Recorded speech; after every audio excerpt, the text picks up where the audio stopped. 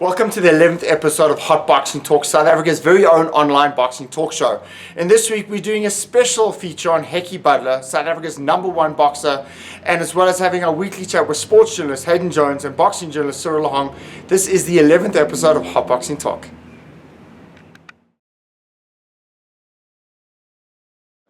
How's it, guys? This is DJ Creel, junior flyweight. I just sparred with Hecky Budler now, and he's more than ready for his fight, looking like a machine, and there's nothing more he needs to concentrate on except just bringing home a win, that's all. And he's looking perfect, everything's on target, precision, and that's good, everything's good.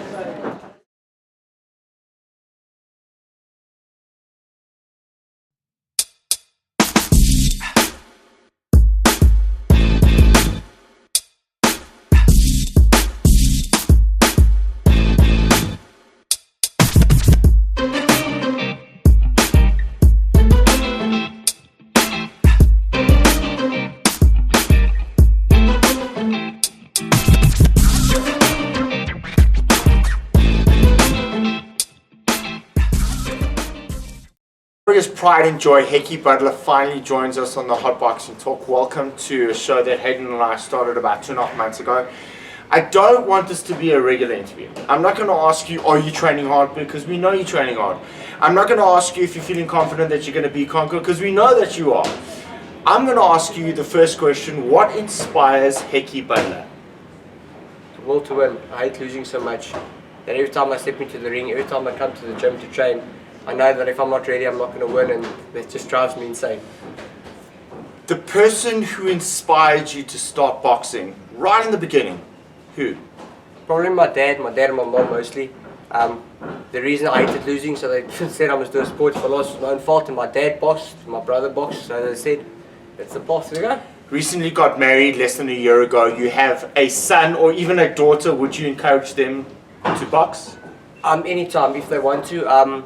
It's their decision, like my dad taught me. It's not his decision what he wants me to do, it's my decision what I want to do. And if they want to do boxing, they can do boxing. If they want to do ballet, they can do ballet. It doesn't bother me. So I've been all over the world with you. We've got an amazing relationship. And I know that you wake up exceptionally early to do your runs. You said the will to win inspires you. But 4 o'clock in the morning, that buzzer goes off. What inspires you besides the will to win? It's actually at 3 in the morning. Oh, 3 in the morning. Okay. And it's just to look after my family. Like I said, I got married now. So there's a burden on my shoulders with that, and we bought a house recently, and it's just to make money in this game as well. I love the game, I love what I do, and it's to inspire people, because a lot of young kids, because of my size, look up to me. So anyone can do it. If you can put your heart and soul into it, you can do it, and that inspires the hell out of me. Well, that's actually kind of my next question. You're a role model for many people in South Africa, not just in sports. What is your message to a young guy who wants to start out in the professional boxing ring, and he wants to emulate a guy like Hekkie Budler? Make it your life, first of all. Love it, and train hard. Put anything into it, and just be good to people. Just be a good person, because I believe in being good to others. You will receive blessings for yourself. You get a lot of the fighters out there, some of the best in the world, are a bit too cocky in my eyes. Just be down to earth, humble, and enjoy it. What's the worst thing that's ever happened to you, both amateur or professional, as a boxer? Sure, I think my first professional loss, I think that was the hardest one to take. The amateurs, I didn't really care. If you lost, so what. The next week you fought again. In the pro game it's different. One lose can break your whole career. And I think the reason after the loss was actually a very good thing to me. After the loss I improved, I got better, because I believed what a lot of people said, that I was not going to be a great fighter or anything special before I lost that fight. And after that fight I wanted to prove everybody wrong. So you're 27 years old, you've had an amazing career. I still believe, as your trainer manager, I still believe that there's still a lot more to achieve. Realistically, when do you want to call it a day in the professional ring as a boxer? When you and my manager and my parents say, you've had enough, I must get out of it. What is the one thing that you want to achieve? And I still, like I said, I think you have a lot more achievements to reach, but what's the one goal that you want to get as a professional fighter right now? Win the Ring Magazine belt. That's the most important goal I want to achieve. You are recently married, like we said. Do you plan on having any kids like relatively soon, or what's the goal? we're planning on it. It must happen when it happens. I don't want to make plans and say I want a baby next month. It must happen when it happens. I told my wife a few times, I hope she doesn't see this, I want about 12 kids. She says 2, but we'll see what happens. So we know that Oscar De La Hoya is one of your role models and you love Floyd Mayweather Jr. Floyd's on the verge of kind of retiring. He's got 1 or 2 more fights left. I still think he'll go for that 50th. But in your eyes, besides yourself, who do you think is the best fighter in the world right now? Besides Floyd? Oh, I think to crowd pulling wise, definitely Gennady Golovkin, Saul Alvarez. And there's a few guys up here, that Kazakhstani fighter, the Lomachenko, he's one of my favourites. I think he's will become a superstar. Rigondeaux is a brilliant fighter, but he doesn't pull any crowds. So there's a few guys out there that are making it big. I think Lomachenko is from the Ukraine. There's a super fight this weekend between Leo Santa Cruz and Abner Mares, and of course we had a weekly chat with Cyril Lahong and Hayden Jones discussing this upcoming super fight. Well, as you can see, it's Hayden and Cyril, and this week we're having our weekly boxing chats, and we're going to keep it internationally first. The big super fight this weekend is Abner Mares versus Leo Santa Cruz for something called the WBC Diamond Championship. Now, the first thing I need to ask you, it's a great compelling fight, but does this championship, the belt specifically, mean anything? I don't even know what they mean by this diamond belt thing, but I don't think it means anything. It's just another belt, really. The fact that Mares has got the only one loss to Johnny Gonzalez and he's come back with a couple of wins, he got knocked out in 1 round, do you think that's going to be a factor going into this fight with Leo Santa Cruz? Well, you often find that the first round knockouts are often you get caught and you can't come back and you can't recover. So how much of an impact it'll take, I don't know. Abner Mares is a quality fighter, so is Leo Santa Cruz. Santa Cruz's first fight at featherweight, he's going up in weight. Personally think it's because he's ducking some of the great bantamweights. But I do see Santa Cruz beating Mares. You don't think Santa Cruz has just simply outgrown that division? Yeah, I don't know if he's outgrown it because he hasn't beaten the best in the division. So I'm going to put you on the spot. Who wins that fight and why? I think Mares just outworks him a little bit and wins, but only just on points. I think Santa Cruz will have his moments, but I think Mares takes it on points. Who do you think wins and why? I think Leo Santa Cruz wins, and that is partly because it's a Golden Boy Promotions as well. So yeah. Keeping it on the local front, it's Ladies Month internationally, and we've got a female bowl this Friday night on SABC, with the main event being Gabasile Chabalala fighting for the WBF World Featherweight Championship against Unati Mekeni. But the main support bout is Mzonke fight. At the age of 41, he's still fighting, and he's very competitive. He's going up against a guy who's 14-10-1 in Said Zengu. What's your opinion?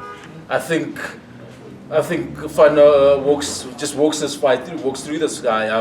It's an easy fight for him. This Said Zungo, I mean, that's a horrible record. Yeah, absolutely.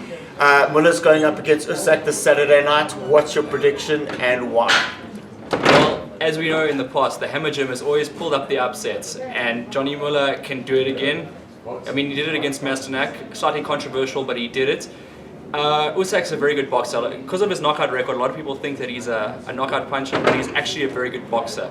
But I do think that Usyk will have too much quality for Johnny Muller. Muller, Usyk? I would love to say Muller, but it's a tough one. I think Usyk takes it. Well, I mean, you look at his amateur background, you look at how good he is. This guy's incredible. He's a real talent. So finally, these two guys have a different opinion right here on Hot Boxing Talk. Hi, I'm Hecky Budler. Catch me on the 9th of September.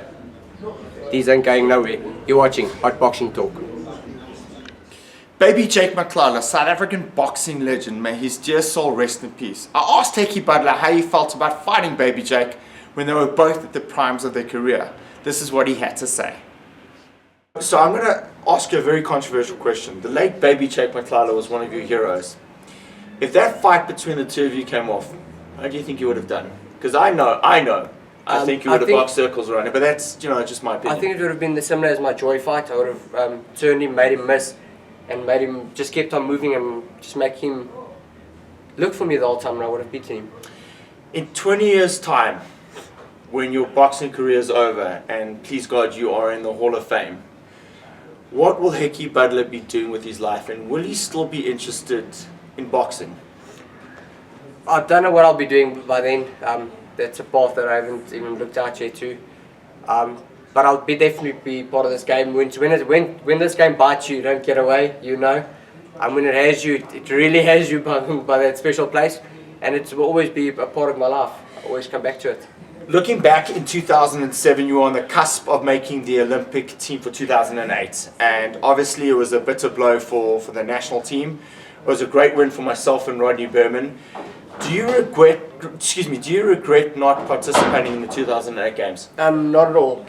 I think it was a better choice to turn pro because of my fighting style back then was made for pros. And then back then in 2000 they still had the computer scoring, the head guards. It wasn't real boxing to me. I didn't enjoy it, and I think no, I would not have been better off going to the Olympics. I love this guy, straight up. It's part of my family. Hekkie Budler, the IBO and WBA mini flyweight champion of the world and regarded by many as the best mini flyweight in the world, right here on Hot Boxing Talk.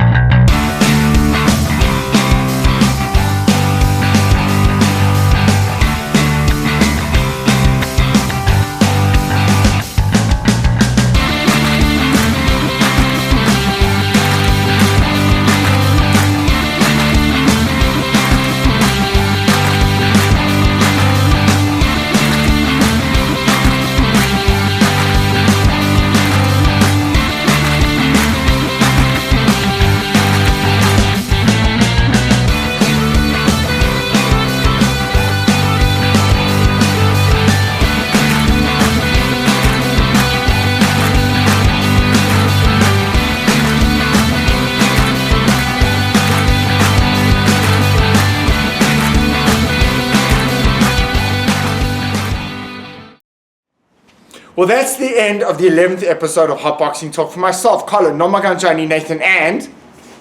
Hayden Jones. You're not Hayden! Hayden Jones. We'll see you again next week.